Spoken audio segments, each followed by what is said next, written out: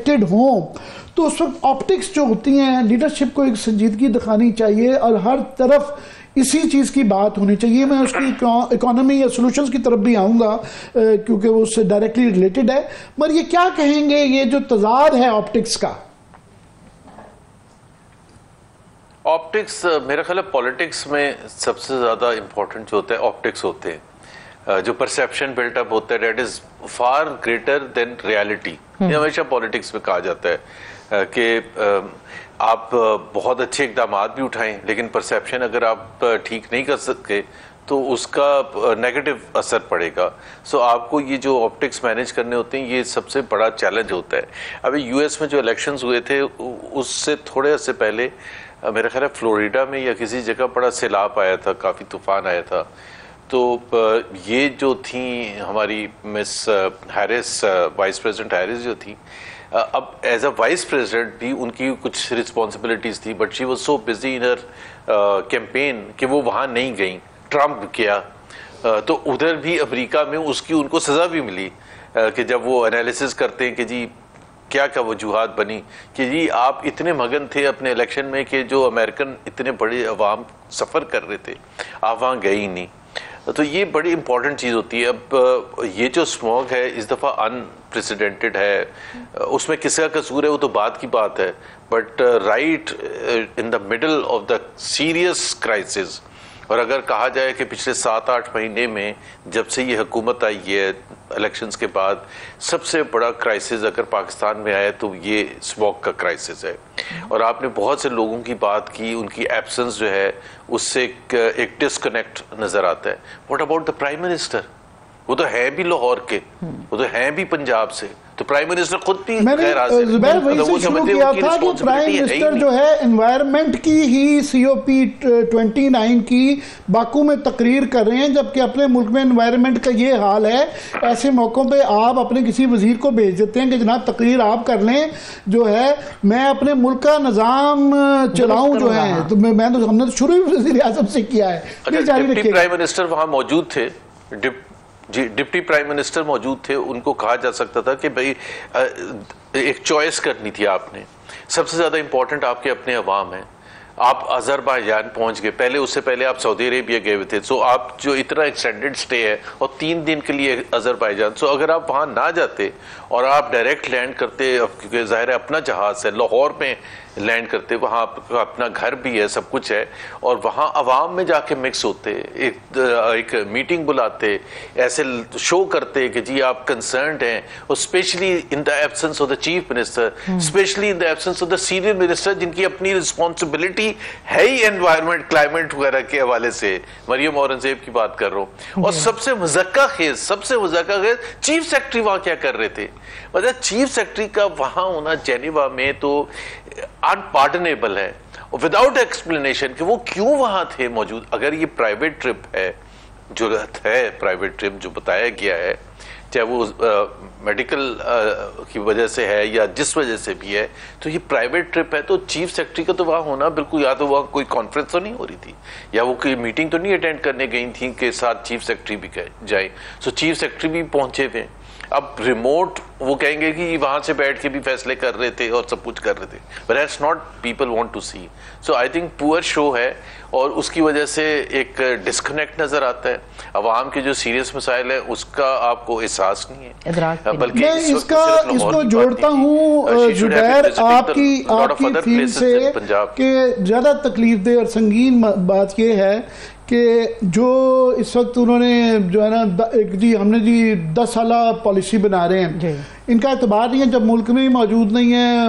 वज़ीर माहौलियात वहाँ पे बैठी हुई थी पहले जनीवा में, अभी भी शायद वापस इतला नहीं आई कि वो वापस आ चुकी हुई है, और वो व्हाट्सएप के ज़रिए गवर्नमेंट जो चलाने की कोशिश करी। एक तो एतबार नहीं है, दूसरा मैंने अपनी कल रिसर्च की कि यहाँ पे पहले ही पंजाब गवर्नमेंट का जो अपने वहाँ पे जो अर्बन यूनिट का एक सर्वे आया, उन्होंने कहा ये बहस कि ये क्यों है, 83% जो है ये ट्रांसपोर्टेशन की वजह से है।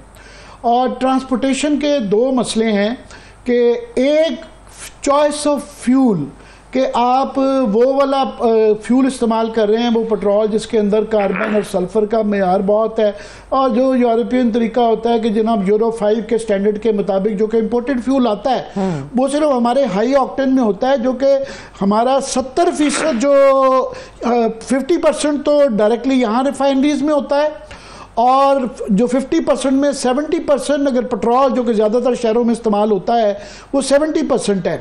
उन्हें कहा जी जब तक वो ठीक नहीं होगा, ट्रांसपोर्टेशन में एक एमिशंस है, एक फ्यूल ऑफ चॉइस है। तो रिफाइनरी से कल चेक किया, उन्होंने कहा जनाब हमारा गवर्नमेंट से मुआहदा होना था 21 अक्टूबर को, ये हाल ही में। उनका जी गवर्नमेंट ने हमारे साथ ये जो प्रोडक्ट पेट्रोलियम प्रोडक्ट्स के ऊपर जो है ना सेल्स टैक्स हटा दिया, हमारे ये वो उसके साथ बनाया हुआ एग्रीमेंट था, लिहाजा उन्होंने साइन नहीं किया। और किसी ने, प्राइम मिनिस्टर के भी आप बात कर रहे थे, बजाय इसके कि उनको बिठाते और उनका अगर वो हो भी जाए जुबैर, तो अगर आज भी साइन हो तो 3 से 7 साल लगेंगे उन रिफाइनरीज को अपना अपग्रेड करते हुए, मशीनरी को, एफिशिएंसी निज़ाम को 3 से 7 साल। यानी आप अगले 5 साल भूल जाएं कि अगर आप 3 से 7 साल कि ये हो पाएगा। एफिशिएंसी पे भी आते हैं, मगर ये रिफाइनरी वाले इशू पे मैं चाहूँगा ज़रा आप इसके ऊपर ज़रा अपने व्यूज़ दे दें। अच्छा, एक तो देखे ना आमिर, सबसे बड़ा पाकिस्तान में जो मसला है ना, सबसे बड़ा मसला इनकॉम्पिटेंस, मैं हमेशा से कहता हूँ सबसे बड़ा इशू है। ये सारी चीज़ें जो बातें होती हैं ना कि 10 साल का एक प्लान बना रहे हैं और ये कर रहे हैं वो कर रहे हैं, they should come much before the storm hits you. मतलब चाहे वो सैलाब है, चाहे वो स्मॉग है, चाहे कोई और कैलेमिटी है, उसका पहले से आपने तैयार। पंजाब में तो हर साल आता है, तो पहले जब वो हिट हो गया, जब वर्सन हो गया, तो उस वक्त ये सारी बातें आनी शुरू हो गई, रिफाइनरी की भी बात आनी शुरू हो गई, और ये सारी चीज़ें, ये तो सारी चीज़ें पहले से तैयार होनी चाहिए। अब क्वेश्चन यही होता है ना कि एक हुकूमत है जिसको मैं कहता हूँ तकरीबन 3.25 साल हो गए, ज़ाहिर है अप्रैल 2022 में आई थी और उनकी कंटिन्यूशन थी केयर टेकर। तो ये सारी चीज़ें the little steps we want to, मैं हर फील्ड में ये कहता हूँ, चाहे वो प्राइवेटाइजेशन हो चाहे कोई और चीज़ हो, we want to know the little steps that were taken during these last 2.5 or more than 2.5 years कि आपने क्या किया था स्मॉग के लिए, आपने क्या वो स्टेप्स उठाए थे कि जी इस साल पिछले साल के मुकाबले में बेहतर हो। सो वो ये चीज़ें तो जब तक आप एक्सप्लेन नहीं करेंगे, अब ये बैठ के कहना कि एक हम लॉन्ग टर्म स्ट्रेटजी बना रहे हैं, ये हमें जुलाई में बातें सुनने को मिलनी चाहिए थी, अगस्त में सुनने को मिलनी चाहिए थी कि जी ये एक चीज है जो हर साल हिट करती है। ये 2-3 हफ्ते पहले और लाइफ को डिफिकल्ट बना देती है। स्मॉग का सीजन स्टार्ट हो गया हुआ था, और ये 40% जो पंजाब के अंदर आप 83% अगर फ्यूल की वजह से और एमिशंस की वजह से है, ट्रांसपोर्टेशन की वजह से, तो this was 40% of the cause. ये 2-3 हफ्ते पहले हुआ तो किसी ने गौर भी नहीं किया कि जनाब ये साइन नहीं किया, और ये रिफाइनरी वालों का क्या आर्ग्यूमेंट था, और प्रायोरिटी नहीं बनाया गया। तो जिसका ये मतलब है कई सालों तक जो है खदोखाल, वो आप सही कह रहे हैं 10 साल मनसूबा के नहीं, अभी हमें पता कि खदोखाल क्या है। लेकिन आमिर देखें ना, बात ये होती है कि हम सिर्फ बहुत शॉर्ट टर्म देखते हैं हर चीज़ में, चाहे वो इस्लामाबाद में हमारे पॉलिटिकल क्लास बैठी हो या बाबूस बैठे हुए हों, वो शॉर्ट टर्म देखते हैं। लॉन्ग टर्म हमारे में वो जो कहते हैं ना रिफॉर्म्स हम कर ही नहीं सकते, और जब तक रिफॉर्म्स नहीं होते तो मुल्क सही नहीं होता, इकोनॉमिक ग्रोथ नहीं होती सस्टेनेबल बेसिस पर, बिकॉज उसका जो नताइज हैं जो लोगों को नजर आएंगे वो over a period of time नजर आएंगे। हम वो चीजें करना चाहते हैं जो आज हम निकाल, ये देखें जी बड़ी ब्यूटीफुल मोटर बाइक निकाल दी, बड़ी ब्यूटीफुल बस निकाल दी, तो वो ये चीजें जब हम इस पर फोकस करते ना, लॉन्ग टर्म फोकस, हालांकि मैं कहता हूं बड़ा बेसिक है। आप अपने घर में जब बच्चों की परवरिश करते हैं तो आप में बड़ा पेशेंस होता है।